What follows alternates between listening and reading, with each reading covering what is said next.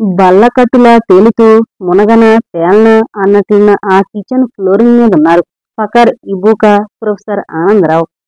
ఎవరికీ మాట్లాడాలి అనిపించడం లేదు. ఎవరి భయాల్లో, ఎవరి ఆలోచనల్లో వారు ఉండిపోయారు. అలా ఒక గంట గడిచిపోయింది.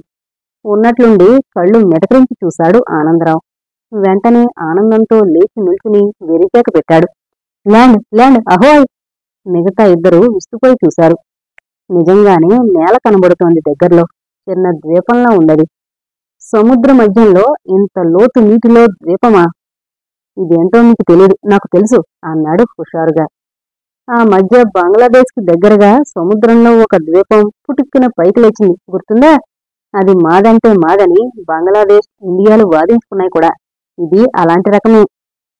పేపర్లో చదవలేదు, బంగాళాఖాతంలో కొత్త ద్వీపం ఒకటి పుట్టుకొచ్చిందని. పునోషా అని పేరు పెట్టారు. దీని పేరు పునోషా. ఆశ్చర్యంగా మొహమొహాలు చూసుకున్నారు వంటవాళ్ళిద్దరూ. దానిమీద భద్రంగా కుడిపాదం మోపి శుభం అంటూ దిగాడు ఆనందరావు. అతని ఉత్సాహానికి పట్టపగ్గాలు లేకుండా ఉన్నాయి. చంద్రుడి మీద మొదటిసారిగా అడుగుపెట్టిన మానవుడు నీల్ ఆంగుస్ట్రామ్ కూడా అంత సంతోషం కలుగుండదు. ఈ బ్రాండ్ న్యూ ఐలాండ్ పునోషా మీద మొట్టమొదటిసారిగా ల్యాండ్ అయింది నేనే, నేనంటే నేనే అన్నాడు సంబరంగా. ఇదిగో ఇబూకా, మేడ మీద మిడతవాడినట్లు అలా కళ్ళపురించి చూడకు. సెలబ్రేట్ చేసుకోవాల్సిన సమయం ఇది. చూపించు నీ పాక ప్రావీణ్యం, సాగించు మంచి టీ, త్వరగా. ఇబూకా తల ఊపాడు. కిచెన్ ఫ్లోర్ మీద అడ్డదిడ్డంగా చాలా సామాన్లున్నాయి. కిరోసిన్ స్టవ్ ఒకటి, డబ్బా పాలు, టీ పొడి, అవి ఇవి. స్టవ్ అంటించాడు ఇబూకా. పైపు వెలిగించి ఆ ద్వీపానికంతా తనే మొకటంలేని మహారాజు అయినట్లు కలితిరిగి చూస్తున్నాడు ప్రొఫెసర్ ఆనందరావు. స్టవ్ వేడెక్కగానే ఆ ద్వీపం ఎద్దుగొళ్ళు జల్దరించినట్లు చలించింది. ఉలిక్కి పడ్డారు అందరూ. వెంటనే బుడుంగున నీళ్లలోకి మునిగింది ద్వీపం. దాంతోబాటే మునిగారు ఆ ముగ్గురు. దుఃఖాన్ని అణిచిపెట్టుకుంటూ చాంగని దహించేలా చూసింది అనూహ్య. అతని బోటుని అదుపులో ఉంచుకునే ప్రయత్నంలో ఉన్నాడు. దేవతలందరూ తన మీద ఆదరించినట్లు ఈ కష్టాలన్నీ ఏమిటి అనిపించింది అనూహ్యకి. సరదాగా ఫ్రెండ్స్తో కలిసి విశాఖపట్నం వచ్చిన తను షిప్ ఎక్కడం, అందులో ట్రాప్ అయిపోవడం, ఆ షిప్పు కెప్టెన్ ప్రేమలో పడిపోవడం, షిప్పుని చాంగు గ్యాంగ్ స్వాధీనం చేసుకోవడం, తర్వాత అగ్ని ప్రమాదం. ఇప్పుడు ఈ బోట్లో ఈ మోటు మనిషితో పాటు ప్రయాణం. ఎక్కడికి తీసుకువెళతాడు ఇతను తనని? ఏం చేస్తాడు? సాగర్ క్షేమంగా ఉన్నాడా? ఎక్కడున్నాడు? తన ఆచూకీ కనుక్కొని రక్షించగలడా తనను? ఆమె పెదిమలు చిగురుటాకుల్లో వణుకుతున్నాయి. అంతలో పొగమంచు కమ్మేసింది. భూమి, సముద్రం, ఆకాశం అన్నీ ఏకమైపోయినట్లు కనబడుతున్నాయి. అందుకని బోటుని ముందుకు తీసుకెళ్లే ప్రయత్నం విరమించాడు చాంగు. మంచు తొలగేదాకా అతను చేయగలిగింది ఏమీ లేదు. ఈ వ్యవధిలో టైం పాస్ చేయడానికి కాసేపు అనూహ్యతో వినోదించదలుచుకున్నాడతను. ఏ పిల్ల ఇట్రా అన్నాడు తీరుబాటుగా వెనక్కి జారగిలబడి. రోషంతో అనూహ్య ముక్కుపుటాలు పెద్దవయ్యాయి. రమ్మంటుంటాయి. నన్ను తాగితే నువ్వు నరకానికి పోతావు అంది అనూహ్య మండిపడుతూ. విరగబడి నవ్వాడు చాంగు. ఆ నవ్వుకి బోటు అటు ఇటూ ఊగిసలాడింది. నరకానికి పోతావు అని ఆమె గొంతుని అనుకరించాడు విక్రింపుగా. వెంటనే నిప్పులు కక్కుతూ తన కాళ్ళ దగ్గర దొర్లుతున్న మహేంద్ర తలను చూపించాడు. ఇది చూసావా? నరకం అని నన్ను భయపెట్టకు. నేను ఎక్కడ ఉంటే నరకం అక్కడ ఉంటుంది. దానికి రాజు నేనే, తెలిసిందా? మహేంద్రగాడి తలని నరికినట్లు నీ తలని నరికి ష్రింక్ చేయగలను. నోట మాట రాకుండా ఆ తలను చూస్తూ ఉండిపోయింది అనూహ్య. ఆమె భయం అతనికి ఆనందాన్ని కలిగించింది. గుడ్లు తిప్పుతూ ఇంకా చెప్పడం మొదలుపెట్టాడు. నరకము, స్వర్గము రెండూ ఈ భూమి మీదే ఉన్నాయా పిల్ల? చాంగుతో సజావుగా ఉంటే అదే స్వర్గం. డ్రాకులాతో పేచి పెట్టుకుంటే జిరావో జాతి ఇండియన్ల పేర్లు విన్నావా? వాళ్లకంటే భయంకరుని నేను. ఊపిరి పీల్చడం మరిచిపోయి చూస్తోంది అనూహ్య. స్పెషల్ ఎఫెక్ట్ కోసం ముక్కుతో బొర్రుమని శబ్దం చేశాడు చాంగ్. ఉలిక్కి పడింది అనూహ్య. జిరావో జాతి ఇండియన్లు శత్రువుని చంపడంతో ఊరుకోరు. వాడి తలని నరికి చిన్నదిగా చేసేసి వాడి ఆత్మ దేనిని చూడకుండా కళ్ళు కుట్టేస్తారు. ఆ ఆత్మ తప్పించుకుని పారిపోకుండా నోరు కుట్టేస్తారు. లేకపోతే ఆ చనిపోయిన శత్రువు తాలూకా ఆత్మ తమ మీద ప్రతీకారం తీర్చుకుంటుందని వాళ్ల భయం. అలా ష్రింక్ చేసిన తలని భద్రంగా బట్టల్లో చుట్టి జాడీల్లో దాచిపెడతారు. ఊరగాయ దాచినట్లు. పండగలకి సంబరాలకి దాన్ని తీసి మెడలో వేసుకుంటారు ఇలా అని మెడలోని బంగారపు గొలుసును బయటికి లాగాడు చాంగ్. దానికి లాకెట్లా ఒక రుద్రాక్ష వేలాడుతోంది. కళ్ళు చిట్లించి చూసింది అనూహ్య. అది రుద్రాక్ష కాదు, రుద్రాక్ష సైజులో ఉన్న మనిషి తల. చాంగ్ చెబుతూనే ఉన్నాడు. మామూలు సైజు తలను ఇంత చిన్నదిగా చేయడానికి 6 రోజులు పడుతుంది. ఎందుకంటే తలలోని మాంసం ఎండాలి కదా, అందుకని. మొదటగా కపాలాన్ని తీసేస్తారు. దానికోసం తల వెనక భాగాన్ని మెడదాకా చీల్చి చర్మాన్ని ఒలుస్తారు. కపాలాన్ని, కళ్ళు, పళ్లతో సహా నదిలోకి విసిరేస్తాడు. ఆ తల చర్మాన్ని నీళ్లల్లో ఉడకబెడతారు. అది సగం సైజుకి ష్రింక్ అవుతుంది. దాన్ని కర్రతో ఎత్తిపట్టుకుని చల్లబరుస్తారు. లోపలి భాగాన్ని శుభ్రపరిచి కనురెప్పలు కుట్టేస్తారు. రెప్పలు సహజంగా కనపడ్డానికి గాను రెప్పల లోపల గింజొక దాన్ని ఉంచుతారు. అప్పటికి ఆ చర్మం లేత పసుపు రంగుకి మారి రబ్బర్లా మారుతుంది. ఆ తలని ఇంకా చిన్నది చేయడానికి గాను జిరోవా ఇండియన్లు చిన్న చిన్న రాళ్లను మంటల మీద వేడి చేసి మెడద్వారం గుండా లోపలికి వేసి అటు ఇటు తిప్పుతారు. తర్వాత వేడివేడి ఇసుక పోస్తారు అందులో.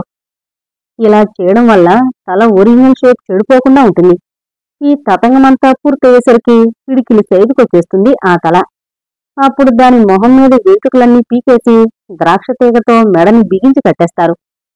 ఈ పద్ధతిని మరింత డెవలప్ చేసి తలని గోళీ సైజుకి దింపే విధానం కనుక్కున్నాడు మా జిరోవా ఫ్రెండ్ ఒకడు. వాడికో రివాల్వర్ ఇచ్చి ఆ పద్ధతి నేను నేర్చుకున్నానుకో. సరే, నేను చెబుతున్నాను. అప్పుడు ఆ తల తాలూకా పెదిమలని తాడుతో కుట్టేసి చర్మానికి మసిపోస్తారు. అందువల్ల ఆ ఆత్మ పర్మనెంట్ గా చీకట్లో ఉండిపోతుందని వాళ్ళ నమ్మకం. అర్థమైందా? చివరగా తలకొక కన్నం పొడిచి తాడు కడతారు. సంబరాల్లో మెడలో వేసుకోవడానికి వీలుగా. ఇదిగో పిల్ల, నన్ను పూర్తిగా సంతోషపెట్టలేకపోయావో, నీ తల రాకెట్లా నా మెడలో వేలాడుతుంది. ఏది ఆ డ్రెస్ విప్పు, సిగ్గులే డామిడ్. విప్పు. అసహ్యంతో ఒళ్ళు జల్దరించింది అనూహ్యకి. కడుపులో తిప్పినట్లయింది.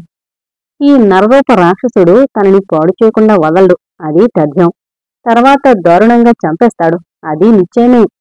అంతటితో ఊరుకోడు. తన తలని ష్రింక్ చేసి మెడలో వేసుకుంటాడు. అంత ఘోరమైన శిక్ష కంటే తనంతట తాను ఇప్పుడే సముద్రంలోకి దూకేసి ఏ జలచరానికో ఆహారమైపోవడం ఉత్తమం. చాంగ్ లేచి ఆమె మీద చేయి వేయబోయాడు. చప్పున నీళ్లలోకి దూకేసింది అనూహ్య. ఆమెకి ఈత రాదు. మునిగిపోతున్న వాడికి గడ్డిపోచొకటి ఆధారంగా దొరికినట్లు షిప్పు నుంచి విడివడిన లైఫ్ బాయ్ ఒకటి కొట్టుకొచ్చింది సాగర్ దగ్గరికి. దాన్ని అందుకొని నడుముకి తగిలించుకున్నాడు. అంతలో దగ్గరలోనే మాటలు వినపడ్డాయి. కలకలం, దబేలుమని ఎవరో నీళ్లలోకి దూకిన శబ్దం. అనూహ్య అన్నాడు సాగర్ అనుమానంగా. అనూహ్య, అనూహ్య, సాగర్ అని అస్పష్టంగా సమాధానం వినపడింది. ఆ గొంతులో చెప్పలేనంత ఆనందం. నీళ్లు తాగేస్తున్న మనిషి గొంతులా ఉన్నది. సాగర్కి కుడివైపున 1 గజం దూరంలోనే వినపడుతోంది. కాని మనిషి కనపడ్డం లేదు. ఎదుటి మనిషే కాదు, తన చెయ్యే తనకి కనపడ్డం లేదు సాగర్కి. అంత దట్టంగా ఉంది పొగమంచు. అనూహ్య, అనూహ్య అన్నాడు బిగ్గరగా. సాగర్. ఈసారి ఎడంవైపు నుంచి వినపడింది గొంతు. అలలు అనూహ్యని అటు విసిరేస్తున్నాయి. అనూహ్య, సాగర్ అని హీనస్వరం దూరంగా. అనూహ్య. ఈసారి సముద్రం ఘోష వినపడింది. అనూహ్య పలకలేదు. 3 సార్లు లేచి చివరిసారిగా నీళ్లలో మునిగిపోయింది అనూహ్య. కొంతసేపు నీళ్లల్లో అలల్లాడి కడుపు నిండా నీళ్లు తాగేసిన తర్వాత చచ్చి చెడి కిచెన్ ఫ్లోర్ మీదకి పైకి ఎగబాకాడు ప్రొఫెసర్ ఆనందరావు. ఫకర్, ఇబూకా అప్పటికే దాని మీదకి చేరారు. ప్రొఫెసర్ కడుపుని ఒత్తి నీళ్లను బయటకు తెప్పించాడు ఫకర్. ప్రొఫెసర్ సాబ్ లేచాక భలే తమాషా చేస్తాను చూడు అన్నాడు ఫకర్. నవ్వాడు ఇబూకా. ఖుషీగానే ఉన్నావు నువ్వు ఫకర్, ఇంత కష్ట సమయంలో కూడా. ఏడుస్తూ కూర్చున్నంత మాత్రాన కష్టాలు తొలగిపోయేటట్లుంటే అన్నా ప్రతోడు అదే పని చేసేవాడు, అవునా? ఒప్పుకుంటున్నట్లు తల ఊపాడు ఇబూకా. కెప్టెన్ గారు సురక్షితంగా ఉన్నారంటావా? తల ఎగరేశాడు ఫకర్. మన కెప్టెన్ అలాంటి వాడనుకున్నావా ఏమిటి? ఒక దెయ్యము ఒక భూతము కలిసి ఆయన మీద పడ్డా తొణక్కుండా నిలబడి 2 పిలకలు ముడేసి తన్ని తగలేయగలడు తెలుసా? ప్రొఫెసర్ కదిలాడు. కళ్ళు తెరిచి జబ్బు పడ్డ చేపలా కాసేపు చూసి తర్వాత గబుక్కుని లేచి కూర్చున్నాడు. దెయ్యమా? వెళ్ళిపోయిందా దెయ్యం? అమ్మా, చిటికలో గండం తప్పిపోయింది, అవునా? ఏమీ అర్థం కానట్లు మొహం పెట్టాడు ఫకర్. ఏంటి ప్రొఫెసర్, ఏమిటి మీరు మాట్లాడేది? ఏమి అర్థం కావడం లేదు. దాని దుంపదగా, దాన్ని చూసి ఐలాండ్ అనుకున్నాను. ఇప్పుడు తెలిసిందదేమిటో అన్నాడు ఆనందరావు. అదేమిటని ఎవరూ అడక్కముందే మళ్ళీ చెప్పడం మొదలుపెట్టాడతను. సముద్రంలో కొన్ని రకాల ప్రాచీన రాక్షస జంతువులు ఇంకా మిగిలే ఉన్నాయన్న రిపోర్ట్లు అప్పుడప్పుడు వినబడుతూనే ఉంటాయి. అయితే అవి పూర్తిగా నిర్ధారణ కాలేదు. ఇంతవరకు తిమింగలాల్ని అమాంతం మింగేసే సముద్ర సర్పాల్ని చూశామని చెబుతారు కొంతమంది నావికులు. అది నిజమైనా కాకపోయినా తిమింగలాల్ని చుట్టేసి వాటికి ఒళ్లంతా గాయాలు చేయగల జైంట్ సైజు జంతువు ఒకటుంది. షూర్, క్రాకెన్ అంటారు దాన్ని. దాదాపు మన అష్టపాద జంతువులా ఉండొచ్చది. దాని టెంటికల్స్ ని చూస్తే సర్పాలని భ్రమపడి ఉంటారు కొంతమంది నావికులు. అతన్ని వింత జంతువుల్ని చూసినట్లు చూస్తున్నారు ఫకర్, ఇబూకా. పునోషా మీద ఎక్కిన మొదటి మనిషిని నేను కాలేకపోయినా క్రాకన్ వీపు మీదెక్కి కాసేపు సవారు చేసి అలాంటి జంతువు ఒకటి నిజంగా ఉందని రూఢి చేసుకున్న మొట్టమొదటి శాస్త్రవేత్తను నేనే. ఓహో ఓహో అన్నాడు ప్రొఫెసర్ కులుకుతూ. ఫకర్, ఇబూకా మొహామొహాలు చూసుకున్నారు. కన్నుగీటి మొదలెట్టాడు ఫకర్. ప్రొఫెసర్ సాబ్, నిద్రలో మాట్లాడుతున్నారా ఏమిటి? ద్వేపమేమిటి, పునోష ఏమిటి, క్రాకెట్ ఏమిటి? మాకేమీ అంతుపట్టడం లేదు అన్నాడు అమాయకంగా. అవును అన్నాడు ఇబూకా. ప్రొఫెసర్ వెర్రెత్తినట్లు చూశాడు. ఓరి మిమ్మల్ని ఉప్పుపాత్రయ్యా, మీరు ఇందాక నాతోనే ఉంటుదిగా. ఈ ఇబూకా టీ చేయడం కూడా మొదలెట్టాడు కదా, మరిచిపోయారు ఏమిటి? సానుభూతిగా చప్పరించాడు ఇబూకా. ఫకర్ జాలిగా చూశాడు. మంచు కమ్మింది కదూ, అందుకని మగత కమ్ముంటుంది ప్రొఫెసర్ సాబుకి, పాపం. అవును అన్నాడు ఇబూకా. తను కన్నది కలో నిజమో తేల్చుకోలేక అనుమానంగా చుట్టూ చూశాడు ప్రొఫెసర్. చుట్టూ అలుముకున్న మంచు అతనికి మాయిలా గోచరించింది. 3 సార్లు నీళ్లలో మునిగిన అనూహ్యకి పట్టరాని దుఃఖం కలిగింది. అతి సమీపంలోనే దగ్గరకొచ్చి మళ్లీ దూరమైపోయాడు సాగర్. ఇంక తనకు చావు తప్పదు, షూర్. సాగర్, మళ్లీ జన్మంటూ ఉంటే నీ ప్రియురాలుగానే పుడతాను. ఈసారి నీకు భార్యనై తీరతాను, నీ పిల్లలకు తల్లినవుతాను. Goodbye Sagar, goodbye dear అనుకుంది ఆర్ద్రంగా. అప్పుడు ఆమెని సుతారంగా ఎవరో నీళ్ల అడుగు నుంచి పైకి తోసినట్లయింది. మరుక్షణంలో నీళ్ల ఉపరితలానికొచ్చింది అనూహ్య. ఆమె కింద మృదువుగా తగులుతోంది ఏదో. చేతులతో కళ్ళు తుడుచుకుని ఆశ్చర్యంగా చూసింది అనూహ్య. అది ఒక డాల్ఫిన్. 4 మీటర్ల పొడుగుంది. సముద్రంలోనే ఉన్న తిమింగలాలు చేపల జాతికి ఎలా చెందవో అలాగే డాల్ఫిన్స్ కూడా. అవి కూడా స్తన్య జంతువులే. దాదాపు 50 మిలియన్ల సంవత్సరాల ఒక జంతువు నీటిలో దిగి చేపల్ని తదితర జలచరాల్ని పట్టుతింటూ ఎక్కువ కాలం నీటిలోనే గడుపుతూ ఉండడం వల్ల చివరికి అది కూడా ఒక జలచరంగా మారిపోయింది. దాని కాళ్ళు మొప్పల్లాంటి ఆకారానికొచ్చేశాయి. తోక కూడా చేప తోకలా మారిపోయింది. నీటి జంతువుగా మారిన పాతలవాట్లు కొన్ని పోలేదు దానికి. గాలి పీల్చుకోవడానికి మాటిమాటికి నీటి ఉపరితలానికొస్తుంది డాల్ఫిన్. చేపల్లాగా మొప్పలతో గాలిని పీల్చలేదది. డాల్ఫిన్స్ చాలా తెలివైన జంతువులు. వాటికి ప్రత్యేకమైన భాష, అందులో పదాల వంటి శబ్దాలు కూడా ఉన్నాయని శాస్త్రజ్ఞులు నమ్ముతారు. ఆ భాషని అర్థం చేసుకోవడానికి తీవ్రంగా ప్రయత్నం చేస్తున్నారు. తెలివితో పాటు చాలా మంచి మనసు కూడా కల జంతువులు డాల్ఫిన్స్. ఆటలంటే ఎంతో ఇష్టం వాటికి. ఒక్కోసారి షిప్పుల దగ్గరికి అవంతటవే చనువుగా వచ్చేసి తమ ఫేస్లతో సెయిలర్స్ కి వినోదం కలగజేసి వాళ్లు పెట్టే ఆహార పదార్థాలు అందుకుంటాయి. అనూహ్యని తన వీపు మీద జాగ్రత్తగా బ్యాలెన్స్ చేస్తోంది ఆ డాల్ఫిన్. మానవ శ్రవణేంద్రియానికి వినపడిన శబ్దాలు చేస్తూ తన సహచరులకు సిగ్నల్స్ పంపింది. అతి త్వరలో ఇంకా చాలా డాల్ఫిన్స్ వచ్చి ఆప్యాయంగా ఆమెను చుట్టేసి అక్కడి నుంచి దూరంగా సురక్షితమైన ప్రదేశానికి తీసుకెళ్లిపోయాయి. సాగర్ ఇంకా అక్కడే వెతుకుతున్నాడు అనూహ్య కోసం. ఇందాక వెళ్లిపోయిన కిల్లర్ వేల్ తిరిగొస్తూ కనపడింది చాలా దూరంలో. మృత్యు తాలూకా నీడలా ఉన్న తిమింగలం చెప్పలేనంత వేగంగా సాగర్ని సమీపిస్తోంది. దాన్ని ఎదుర్కొనేందుకు మార్గం ఏదన్నా ఉందా అని ఆలోచిస్తున్నాడు సాగర్. క్షణాల్లోనే అది దగ్గరైంది. అప్పుడు అర్థమైంది సాగర్కి అదేమిటో. అతను భయపడినట్లు అది ఇందాక కనబడిన తిమింగలం కాదు. అది ఒక సబ్మెరైన్, జలాంతర్గామి. జలాంతర్గామి అంటే చేపలాగా నీటి అడుగును కూడా పయనించగల ఒక రకమైన నౌక. చేపలు గాలి తిత్తుల్లోకి గాలిని పీలుస్తూ నీటిలో మునగదలుచుకుంటే గాలినంతటినీ బయటకు వదులుతుంది. అలాగే జలాంతర్గామికి కూడా రెండు వైపులా 2 ట్యాంకులుంటాయి. ఆ ట్యాంకుల్లోకి నీరు నింపుకుని మునగడానికి కావలసిన బరువును సమకూర్చుకుంటుంది జలాంతర్గామి. పైకి రావలసినప్పుడు ఆ ట్యాంకుల్లో గాలిని నింపుకొని నీళ్లని బయటకు వదులుతుంది. జలాంతర్గాములను ఎక్కువగా మిలిటరీ అవసరాలకు ఉపయోగిస్తారు. నిశ్శబ్దంగా నీళ్ల అడుగు నుంచి వచ్చి శత్రు నౌకలను కింద నుంచి టార్పేడాలతో ధ్వంసం చేస్తాయవి. ఆ సబ్మెరైన్ ని చూడగానే చెప్పలేనంత ఆనందం కలిగింది సాగర్కి. దీని సాయంతో ఈ చుట్టుపక్కలంతా గాలించి అనూహ్యను తన మిగిలిన సహచరులందరినీ రక్షించుకోవచ్చు. అనూహ్య ఈ దరిదాపుల్లోనే ఉండుంటుంది. ఈ లైఫ్ బోట్ ఉనికిని కనుక్కొని అనూహ్యని రక్షించి ఆ చాంగుగాడి పని పట్టాలి. అతని దగ్గరలో ఆగింది జలాంతర్గామి. మెల్లగా దాని మీదకు ఎగబాగాడు సాగర్. అతను ఎక్కగానే దాని పైభాగాన మూతలా ఉన్న ఒక తలుపు తెరుచుకుంది. సంకోచంగా అందులోకి దిగాడు సాగర్. కుడి చేతి వైపు మెట్లున్నాయి, జాగ్రత్తగా దిగిరా అని వినపడింది ఒక గొంతు ఇంటర్కంలో. చూశాడు సాగర్. సన్నగా నిత్యంలా ఉన్న ఇనప మెట్లు కనబడుతున్నాయి. దిగడం మొదలు పెట్టాడతను. పైన మూతలా ఉన్న తలుపు ఆటోమేటిక్గా మూసుకుపోయింది. వెంటనే జలాంతర్గామి తల పక్కలున్న కంపార్ట్మెంట్స్ లోకి నీరు నింపుకొని సముద్ర గర్భంలోకి పోవడం మొదలుపెట్టింది.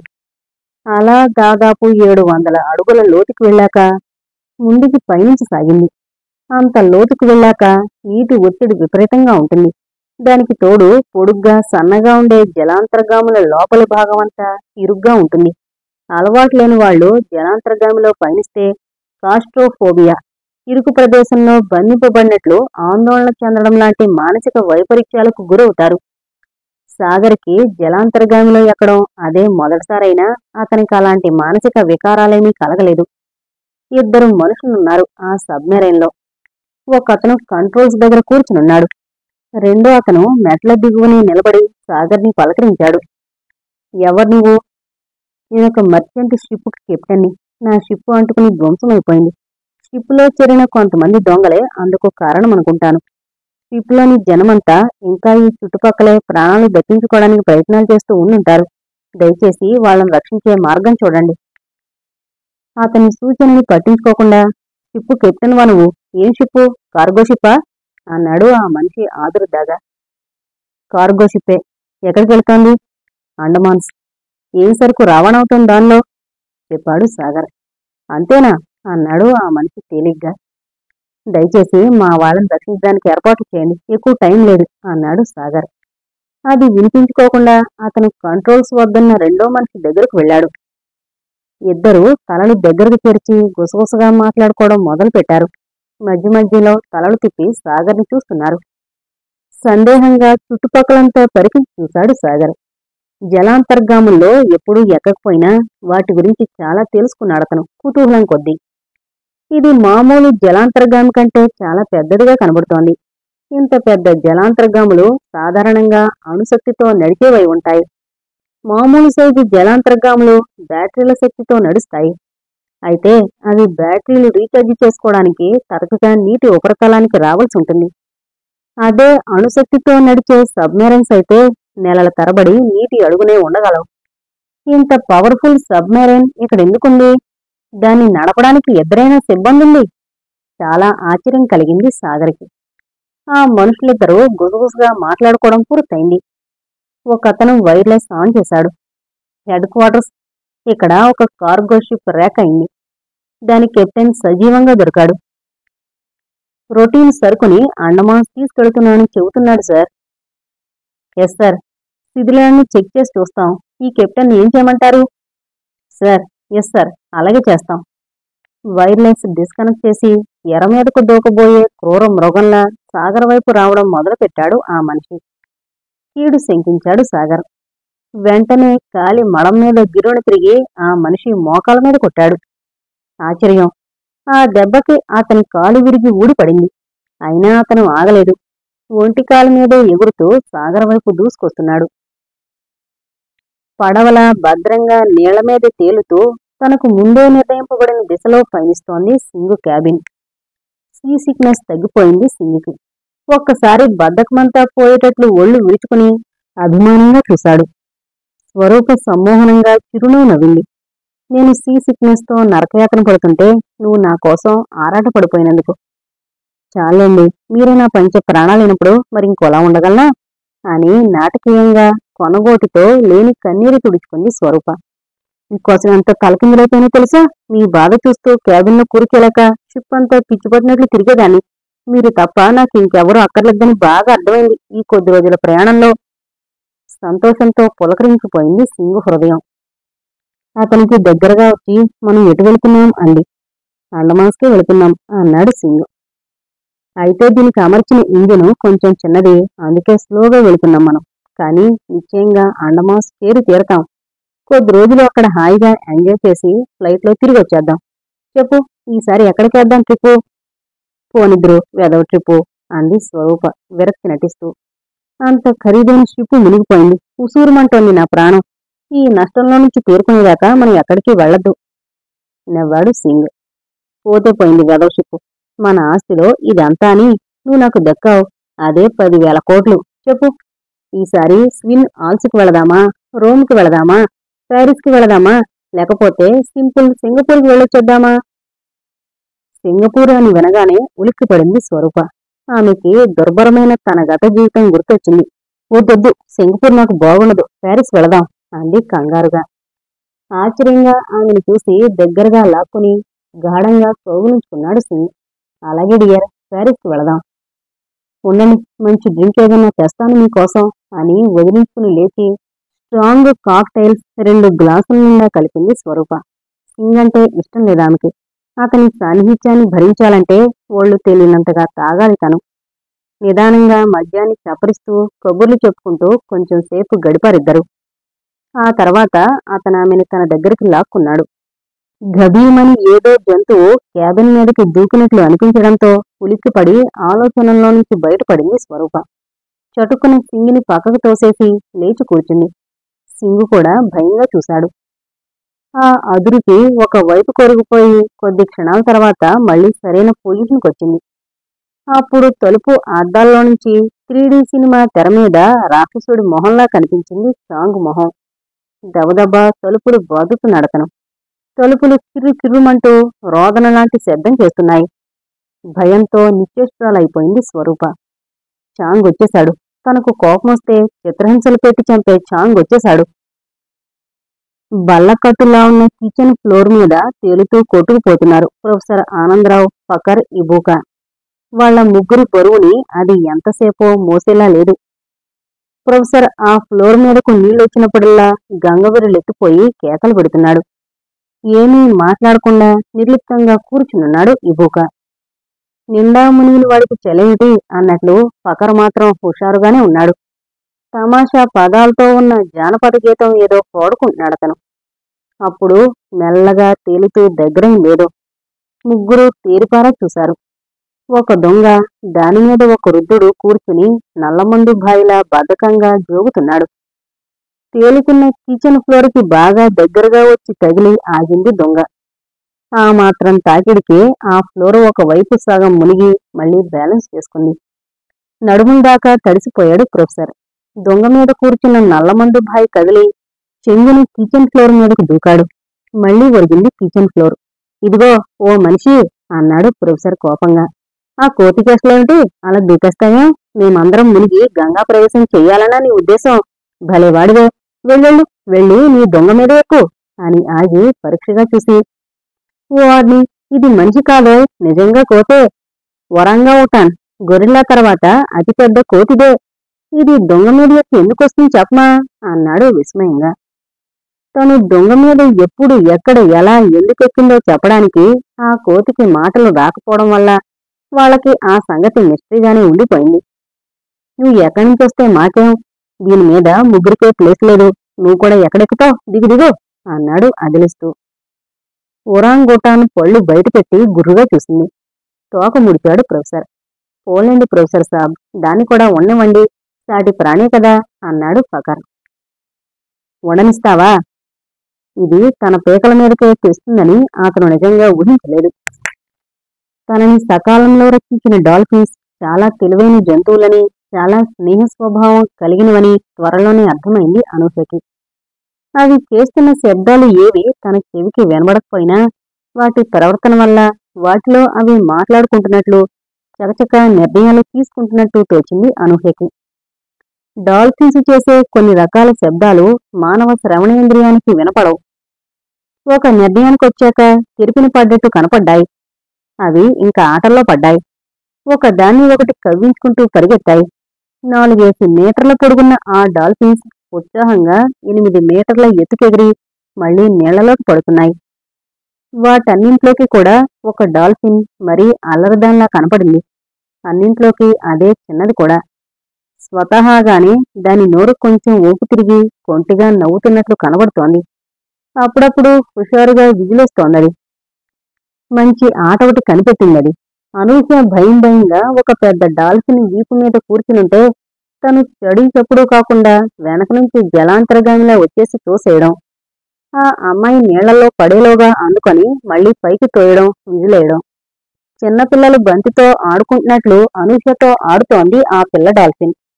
అది అలా చేసినప్పుడల్లా ప్రాణాలు కడబట్టినట్లయిపోతుంది అనూహ్యకి. ఈసారి చావు ఖాయం అనుకుంటోంది ప్రతిసారి ఆమె. కాని 4 సార్లు అలా జరిగిన తర్వాత ఈ డాల్ఫిన్ పిల్ల తనని నీటిలో మునిగిపోనివ్వదు అన్న ధైర్యం కలిగింది అనూహ్యకి. ఆమెకి అలా ధైర్యం కలగగానే కొట్టుకోవడం మానేసింది ఆ చిన్న డాల్ఫిన్. నీళ్లల్లో మునిగి ఉక్కిరిబిక్కిరైపోయింది అనూహ్య. అప్పుడు మళ్లీ కిందవైపు ప్రత్యక్షమైంది పిల్ల డాల్ఫిన్. అనూహ్యని నీటి ఉపరితలానికి తెచ్చింది. ఆ విధంగా 4 సార్లు మునిగి తేలాక అర్థమైంది అనూహ్యకి ఆ డాల్ఫిన్ ఉద్దేశమేమిటో. అవి తనకు ఈత నేర్పాలని చూస్తున్నాయి. చాలా తెలివైన జంతువులు డాల్ఫిన్స్. తమ ఈ కొత్త నేస్తానికి నీటిలో ఈదడం రాదని అవి గ్రహించాయి. సముద్రంలో తమ జీవితం అనుక్షణం ప్రమాదభరితమే అని తెలుసు వాటికి. ఏ తిమింగలమో వచ్చి తమను తినేస్తే ఈతరాని ఈ నేస్తం గతి ఏమవుతుంది? అందుకే అనూహ్యకి ఈత నేర్పాలని నిర్ణయించుకున్నాయవి. పడగానే నిస్సహాయంగా అలా ఉండిపోకుండా కాళ్ళు చేతులు కదిలించడం మొదలెట్టింది. 8వసారి ప్రయత్నించాక తన శరీరం తేలికైపోయి నీళ్లమీద తేలుతున్నట్లు అనిపించింది ఆమెకి. చేతులు కాళ్ళు కదిలిస్తుంటే తను కొంచెం ముందుకు వెళుతోంది కూడా. తనకు ఈత చేస్తోంది. నట్టనడి సముద్రంలో ఈత నేర్చుకుంటోంది తను. సంతోషం కలిగింది అనూహ్యకి. కాని అతి త్వరలోనే అలసిపోయిందామె. రొప్పొచ్చేస్తోంది. ఈ రోజుకి ప్రాక్టీస్ చాలు అన్నట్లు విజిలేసాగింది చిన్న డాల్ఫిన్. తర్వాత అది తన తల్లి తోక కింద దూరింది. అక్కడ చిన్న చెట్టలాంటి దానిలో ఉన్న తల్లి స్తన్యాన్ని నోట్లో పెట్టుకుంది. తల్లి డాల్ఫిన్ పిచికారీ చేసినట్లు పాలను పిల్ల నోట్లోకి స్ప్రే చేసింది. తన్మయంగా పాలు తాగింది పిల్ల డాల్ఫిన్. తర్వాత అనూహ్య దగ్గరకొచ్చి ఆమెను తోసుకుంటూ తల్లి దగ్గరికి తీసుకెళ్ళింది. అదేం చెయ్యబోతోందో మొదట్లో అర్థం కాలేదు అనూహ్యకి. అర్థమయ్యాక పెద్దగా అరిచింది. అయ్యో వద్దు, నాకొద్దు. అప్పటికే ఆమె తలను బలవంతంగా తల్లి తోక కిందకు నెట్టింది పిల్ల డాల్ఫిన్. తల్లి తన పాలను అనూహ్య నోట్లోకి స్ప్రే చేసింది. అవి తన నోట్లో పడకుండా ఎదుమలు గట్టిగా బిగించి తల అటు ఇటూ ఆడించింది అనూహ్య. పాలు ఆమె మొహం మీదంతా పడ్డాయి.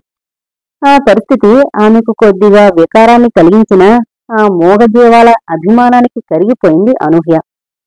ఉన్నట్లుండి డాల్ఫిన్స్ అన్నీ అలర్టుగా నిశ్చలంగా అయిపోయాయి. అవన్నీ చెవి ఒగ్గి ఏదో వింటున్నట్లు అనిపించింది అనూహ్యకి. తనకి మాత్రం ఏమీ వినపడ్డం లేదు. మరి ఏంటది? డాల్ఫిన్స్ కి చూపు తక్కువ, అందుకని తమ మార్గంలో అడ్డంకుల్ని కనుక్కోవడానికి ఒక రకం శబ్దాలు చేస్తాయి. అవి మనుషులకు వినపడవు. ఆ శబ్ద తరంగాలు నీటిలో అడ్డంకులు ఏవైనా ఉంటే వాటికి తగిలి ప్రతిధ్వనిస్తాయి. తమ శక్తివంతమైన చెవులతో ఆ సున్నితమైన ప్రతిధ్వనిని కనిపెట్టి జాగ్రత్త పడతాయి డాల్ఫిన్స్. ఈసారి వినబడుతున్న ప్రతిధ్వని ఏం సూచిస్తోందో చప్పున అర్థమైపోయింది. దగ్గర్లో తిమింగలం ఉంది. అతి దగ్గర్లో. డాల్ఫిన్స్ ఆగి తమలో తాము చర్చించుకున్నాయి. వినపండి శబ్దాలతో అనుసరించవలసిన వ్యూహాన్ని గురించి. షార్క్ లాంటి చేపలు తమ మీద దాడి జరిపితే డాల్ఫిన్స్ అన్నీ కలిసికట్టుగా ఉండి వాటిని తరిమేయడం పరిపాటి. కాని ఇప్పుడొస్తోంది షార్క్ కాదు, కిల్లర్ వేల్. క్షణానికి దగ్గరవుతోంది ఆ తిమింగలం. అది ఇందాక సాగర్ని చూసి వెనక్కి వెళ్లిన తిమింగలమే. ఇప్పుడు తన పిల్లలతో సహా వస్తోంది. ఆహారాన్ని వేటాడడంలో వాటికి ప్రత్యక్ష శిక్షణ ఇవ్వడానికి. దాని నోరు ఎర్రటి గుహలాగా తెరుచుకునుంది.